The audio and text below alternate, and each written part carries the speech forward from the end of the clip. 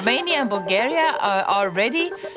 You are performing better than many of the current or earlier members of Schengen. Now we are waiting for the last decision to lift also their land border controls. Honestly, with so many European deputies and maybe commissioners who opposed aid to Ukraine, do you think that the European Union still has the strength to help Ukraine at least as it had so far? Yes, I'm convinced that we have. And this is existential for us. If we let Putin win, he's gonna come for more countries. Do you know how many Russian citizens are now in the EU and what they are doing? Still, we have almost 500,000 Russian visas issued every year.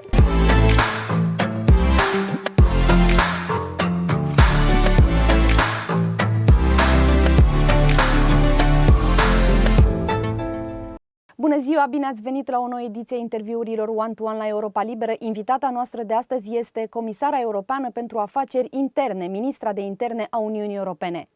Commissioner Ylva Johansson, welcome to One-to-One. Thank you very much. I have been waiting for this interview for about 2 years, so thank you again. And I noticed that in this period you have been trying a lot to help Romania and Bulgaria to convince Austria to become members of the Schengen area. My first question is, what is the chance in finding a positive solution this time? This has been one of my top priorities, and we have been quite successful because we had a decision to let Romania and Bulgaria into the Schengen area because Romania and Bulgaria are really ready. You are performing better than many of the current or earlier members of Schengen. Now we are waiting for the last decision to lift also their land border controls, and I will have a meeting on Friday in Budapest together with ministers from Romania, Bulgaria, Austria and the Hungarian presidency. And I do hope that we will come to the conclusion that it's time to lift also these border controls. What are the obstacles at the moment? I don't see any obstacles, I must say. Everything is fulfilled. It's ready. Romania and Bulgaria are ready.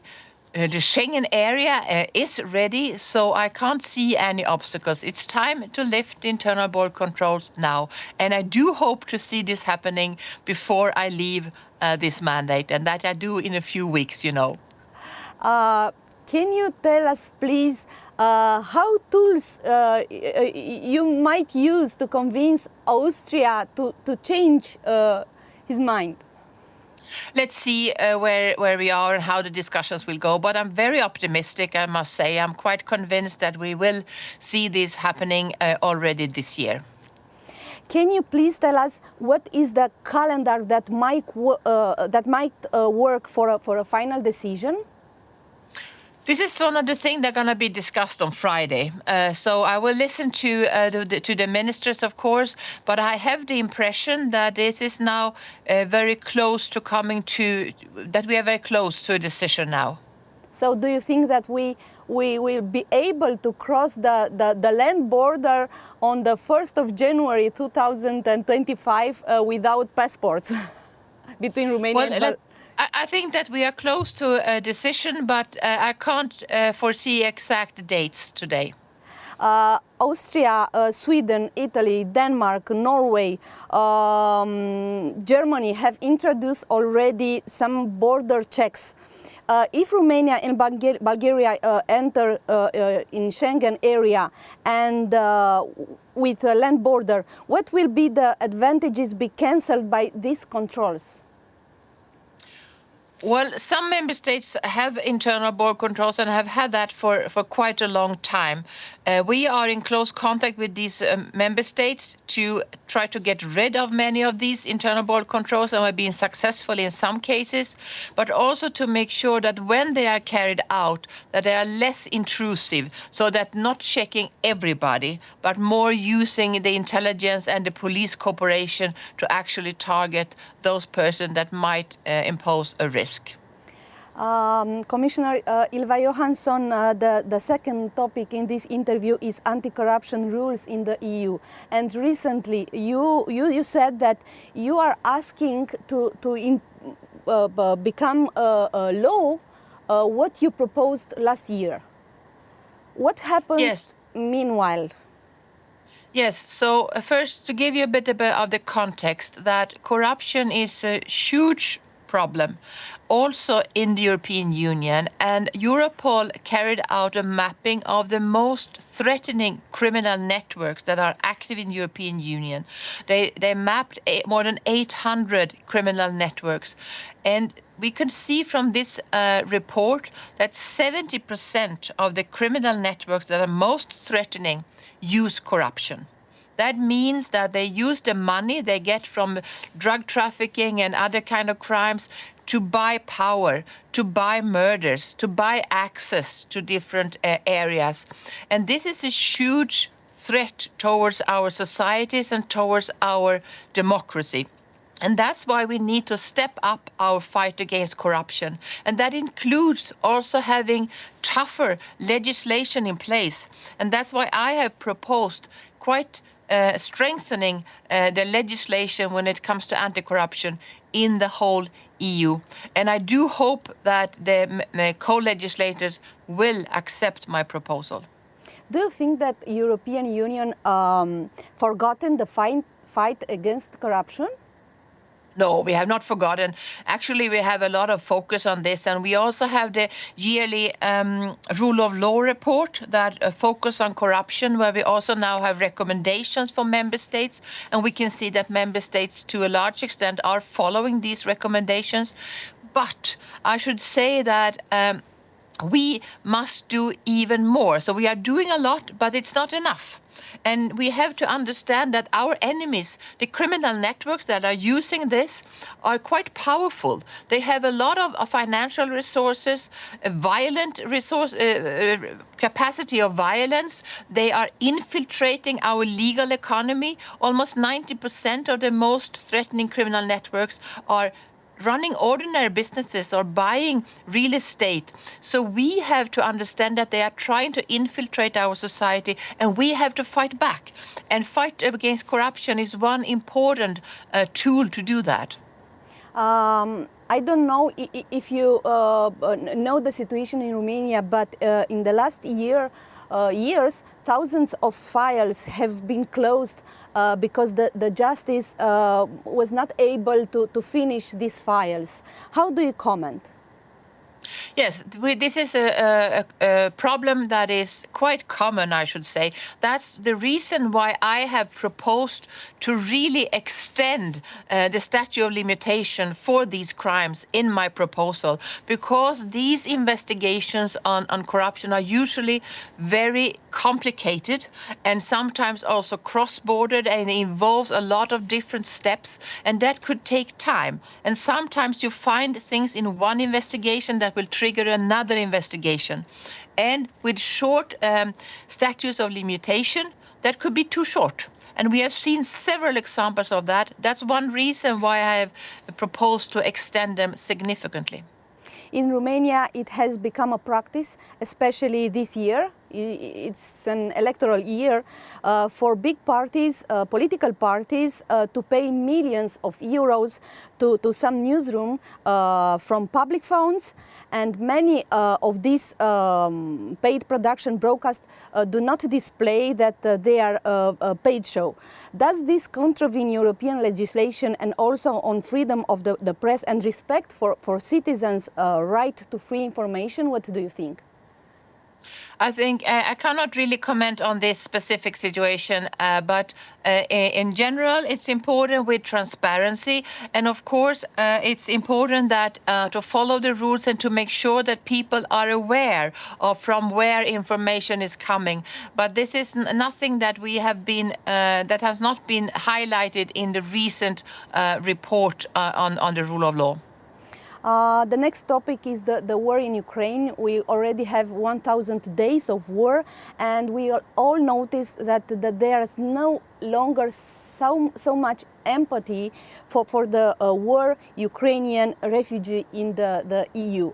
At the beginning of the Russian invasion in Ukraine, there were millions refugees, including children. Where are the most of them, and what they are doing? So we have about 4.5 million Ukrainians in the EU member states right now. The majority of them are in Germany, who are hosting the highest number of Ukrainian refugees, more than 1 million. We also have a lot of them in Poland, in Czech Republic, for example, but also Estonia. And the integration of those into the society is going pretty well. The employment rate for the Ukrainians are higher than for other refugees, and children are going to school to a very large extent. But of course, there are also challenges. The hosting societies need support to be able to host the Ukrainians, and we need to continue working also together with the Ukrainian authorities to support also those that do want to go back to their country, to Ukraine. And also, of course, hopefully not, if things got worse, we also have to be ready to welcome more if that would be necessary. We have prolonged the decision of the Temporary Protection Directive until March 2026. So that's a lot of time. And in my view, now it's time to have a discussion among all member states. What will be the next step? What will be the status for Ukrainians that would like to stay in the European Union, and how can we support those who would like to go back? But this is something that will take place during the upcoming mandate and for my successor. According to Children of the War .gov.Ukraine, there are still almost 2,000 Ukrainian children who are missing. And 2 years ago, during a plenary in the European Parliament, you said, it's our, and I quote you, "It is our duty to find these children. We know they fled. We know they are in the European country. I hope they are safe, but I fear some have died." Do you know now? What do you know now about these children? We can't say that we know 100% of all these children, but we have a good system now with registration. Member states are really registering people, so we have a good view of this, and we also know that some of those that have gone back to Ukraine, we have also good cooperation with Ukrainian authorities. So we can't say that we have control of 100%, but we have much better control of the children today than we have had earlier. Honestly, with so many European deputies and maybe commissioners who opposed aid to Ukraine, do you think that the European Union still has the strength to help Ukraine, at least as it had so far in the future? Yes, I'm convinced that we have. And this is existential for us. If we let Putin win, he's gonna come for more countries. So it's existential for us that we continue to support for the Ukrainians, of course, but also for us. It's about our security and our safety, that we have to stand by Ukraine as long as it takes, and we must not let Putin win. After almost 3 years after the start of the Russian invasion in Ukraine, Romania still doesn't have a complete and effective legislation for application of sanctions given by the European Union against those who support the Russians' attack on Ukraine. How do you see this inability of Romania? I'm not aware of the details in the Romanian legislation, but I must say that that we uphold the sanction is of utmost importance. We can really see that this has an effect on the Russian economy, on the Russian society, on Putin. So it's important that we show the strength of keeping united when it comes to the sanctions. In September 2022, you were warning regarding the Russian citizens in the EU, And you said at that moment member states need to do a very thorough security assessment, and if a person could be a security threat or be a threat towards the international relation for some of the member states, this person should not be issued a visa. Do you know how many Russian citizens are now in the EU and what they are doing?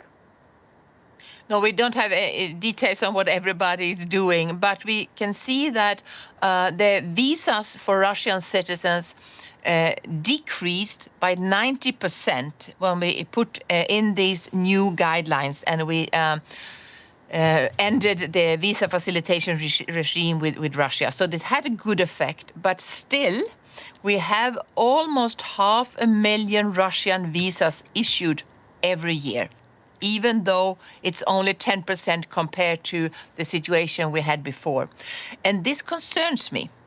That's why I have now initiated a revision to see whether we need a revision of the guidelines that we have to make sure that member states are really carrying out these security checks as thoroughly as necessary.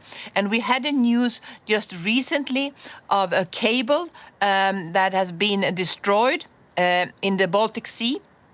And this is, of course, nobody knows for sure, but of course the suspicion is that this could be an attack, a Russian attack. So it's important that we stay vigilant, and that's why I will initiate this revision.